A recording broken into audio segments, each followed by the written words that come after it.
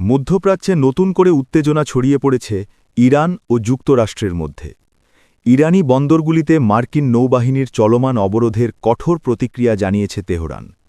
দেশটির সামরিক বাহিনী হুঁশিয়ারি দিয়ে বলেছে, এই অবরোধ অব্যাহত থাকলে তারা গুরুত্বপূর্ণ আন্তর্জাতিক নৌপথগুলো বন্ধ করে দেবে। ইরানের রাষ্ট্রীয় টেলিভিশনে প্রচারিত এক বিবৃতিতে দেশটির সামরিক বাহিনীর কেন্দ্রীয় কমান্ডের প্রধান জানান, প্রয়োজনে পারস্য উপসাগর, ওমান সাগর এবং লোহিত সাগর দিয়ে কোনো ধরনের আমদানি-রপ্তানি কার্যক্রম চলতে দেওয়া হবে না। তিনি আরও বলেন, জাতীয় সার্বভৌমত্ব ও স্বার্থ রক্ষায় ইরানের সশস্ত্র বাহিনী যে কোনো কঠোর পদক্ষেপ নিতে প্রস্তুত। মার্কিন অবরোধের মাধ্যমে ইরানকে কোণঠাসা করার চেষ্টার জবাব হিসেবেই এই হুঁশিয়ারি দেওয়া হয়েছে বলে উল্লেখ করা হয়। বিশেষজ্ঞদের মতে, এই গুরুত্বপূর্ণ নৌপথগুলো বন্ধ হয়ে গেলে বিশ্ব বাণিজ্যে বড় ধরনের প্রভাব পড়তে পারে।